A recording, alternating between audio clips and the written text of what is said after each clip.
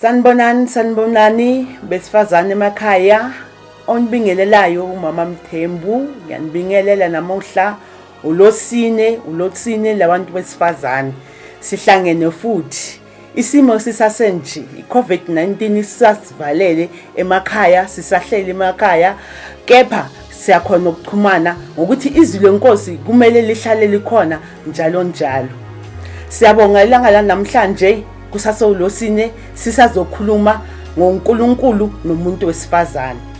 Khumbulani ngeviki elidlulile sitho uNkulunkulu nomuntu wesifazane. uNkulunkulu nomuntu wesifazane ukuthi baxhumana kanjani.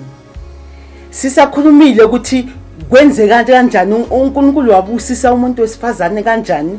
uNkulunkulu kungani azale umuntu wesifazane sikuzwile nalokho ngeviki elidlulile. Namhlanje ngiphathele isihloko uSara.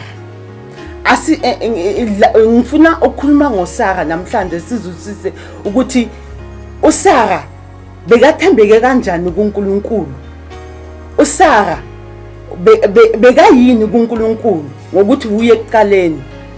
Mina okuya ngami uSara bokumuntu othembeke kakhulu kuNkulunkulu. uSara bokumuntu onobuli too much ezithobe kakhulu kuNkulunkulu. uSara bekayiprincess. uSara bekuyilady nje bekaqotho kakhulu. Kungani ngisho lezo izindaba lezo. Masizweni izwi leBhayibheli before ngikhuluma kakhulu masizweni izwi leBhayibheli ukuthi lithini ngoSara before singaqhubeka ngikhuluma nezinto ezingekho. Izwi leBhayibheli sizolifunda lapha kuGenesis 16 evesini lokuqala. uSarai umka Abraham wayengamzaleli uAbraham umntwana.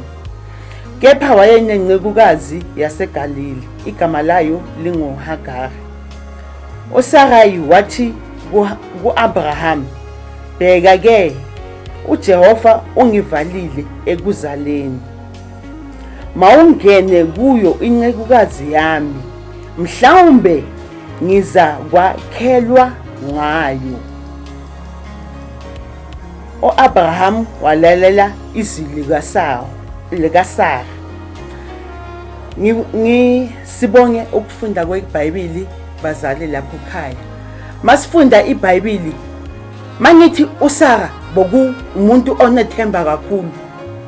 Mother of faith. Bekanethemba uSara. Siyezwa la iBhayibheli lakhuluma ukuthi uthe abheka isimo, uthe abheka ukuthi yena noAbraham emshadweni wakhe insuku ziyanda sebaya egugeni. Abheka njengomama oqotho. Abheka isimo abona ukuthi uAbraham ngendoda enye nenye iyamdinga idinga indlalifa. Abheka isimo ukuthi uye onenkinga awungakhona ukuzala. Ahamba abayilady the way bengitsho ngakhona abayilady ahamba aya kuAbraham ayoqela kuye qala akazenzelanga. Kungakho ngithi ilady akazenzelanga azicabangelanga nje yena. Ahamba aya kuAbraham afika ayomcela amcela ukuthi uqela ukuthi angene incekukazi yakhe ukuthi kukhona kube nesibongo umshado wakhe ukhona ukuba khona. Mangisuka leqale ngithe umama onethemba kakhulu from faith to being a lady. Uba yilady ubaqotho ucela incekukazi yakhe ukuthi ikhona ukuthi lesibongo ukuthi uAbraham egcineni naye abe nesibongo. Makahamba ayomcela khona lapho acela uHagari acela uAbraham ukuthi angene uHagari ukuthi umshado wakhe uzosaveka. Kusaseyithemba lelo ukuthi ubani nje ongaba naleso sibindi sokuthi acele omunye wesifazane ukuthi ngena indoda yami ukuthi ngisave umshado wa. Siyazi ukuthi kanengi mawuyenze lokho indoda ihambile iyohamba iyothatha lo yamfazi. Kepha yena bekanethemba yokuthi uwakha umshado wakhe. Kungakho ngithi umama bekathembeke kakhulu, umama onethemba elikhulu.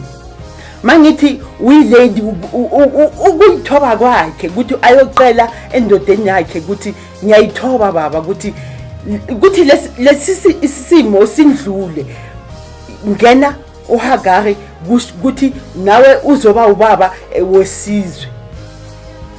Mangithi uSara bekayiprincess, mangifunda imibhalo iyasho ukuthi ekuzalweni kwakhe uSara bekayiprincess ekuzalweni kwakhe, kepha ithe makafika emshadweni wakhe uNkulunkulu futhi ambusisa.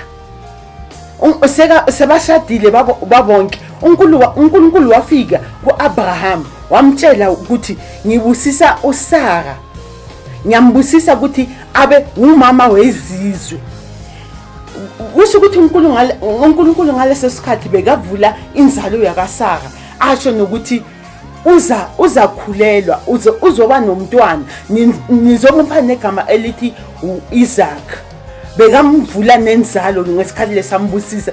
Nalapho sizwa ukuthi kwashintsha igama from Sarai to Sarah, uNkulunkulu makambusisa kube iprincess. Manje akusase iprincess yala azalwa khona, uNkulunkulu umbusisile ukuthi abe iprincess yezizwe zonke. Kusho ukuthi nathi iprincess yethu, mina mangimbona kusukuthi kimi iqueen, ngokuthi mawubheka lo muntu unethemba elikhulu, ukhona ukuthemba ukuthi noma kuyenzeka lokho ngicela incekukazi yami umshado wami usazoba khona. Aphinde futhi azithoba aya kumyeni wakhe, azithoba ukuthi ngicela lokho, nalapho kusakhona ukuthi ubuchotho busasekhona. Nalapho uSara bekahlonipheke kakhulu ngezenzo zakhe bekazenza emhlabeni, ukuziyehlisa, ukuba nethemba, ukuba umfazi woqotho. Yizo lezo zinto zimenze ukuthi ahlonipheke phakathi kwakhe noNkulunkulu.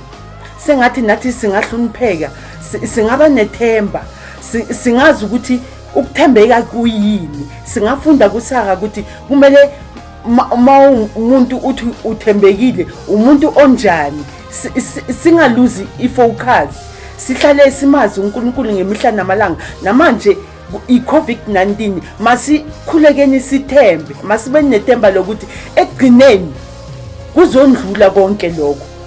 Kungakho bomama ekhaya ngithi noma sikhuleka sibe nalelo themba, sizehlise ngazo zonke insuku. Akumelanga ukuthi sibe noma ubona ukuthi isituation singaphezulu kwakho, kumele uhlale uzehlisa ngazo zonke insuku. Mangifunda mangehla nencwadi lapha ngizwa ukuthi uSara ngelinye lamalanga bayasuka noAbraham baya endaweni enye bathi kuseGesari. Mabafika lapho uSara ngokuzehlisa, ngokuthi always the way bengisho ngakhona ukuthi always bekalalela indoda yakhe, always bekazehlisa. Indoda yakhe yamtshela ithi masifika phakathi ungasho ukuthi umkami, because washo ukuthi umkami bazongibulala mina and bakuthathe wena. Uyavuma uSara ngani ngokulalela indoda yakhe. Bayangena emzini waseGesari lapho. Mabangena lapho bathola inkosi yakhona uAbimeleki, bafika bayazichaza, uyasho ukuthi udade wethu. Umtshelile noAbraham ukuthi usho ukuthi ngudade wethu, uyasho ukuthi udade wethu lona. Bayangena bayahlala lapha yana. Emva kwesikhathi uNkulunkulu uyafika kule nkosi uAbimeleki, uyamtshela ukuthi yini lo uyenzile. Uyabuzisa ukuthi ngenzeni uNkulunkulu. Athi kungani uthatha umfazi wenye indoda? Athi mina angazi, uAbraham ungitshele ukuthi udade wabo. Ekseni ngokuthi bekakhuluma noNkulunkulu, ekseni ubiza uAbraham, ngambiza ekseni uAbimeleki ubiza uAbraham, athi kungani ungashongo ukuthi uSara uyinkosikazi yakho? Kungani ukhuluma manga? uAbraham eqaleni uthi angikhulumanga manga. Athi kungani ungasho ngokuthi inkosikazi yakho? Athi yebo, inkosikazi yami, kepha udade wethu. Abimeleki ngokuthi bekase akhuzwe uNkulunkulu ngaleyo nhlanhla ngokuthi uNkulunkulu unamandla wokuthi abe phezulu kwethu.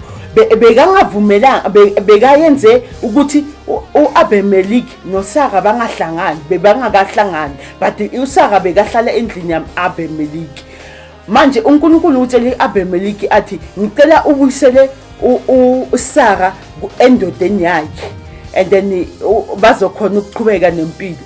Ngempela uAbimeleki alalele uNkulunkulu, athatha uSara ambuyisele kuAbraham. Nathi sengathi singaba nale themba lelo uSara bekabe nalo, noma bekazi cabanga nje bekazi ukuthi indoda yakhe ikhona lapha emagcekeni laba khona bonke ikhona, but ukhonile ukuthi avule isifu asho lento eshiwe indoda yakhe ukuthi uvume ukuthi ngingudade wenu. Kubhlungu khona, maybe noma ahleli lapha kubhlungu ukuthi uhleli ngenhliziyo ebhlungu, but because always bekalalela, bekamhlonipha indoda yakhe, bekazi ukuthi egcineni sitheni eqaleni bekanethemba elikhulu, unethemba lokuthi lesi simo siyendlula, asihlalanga.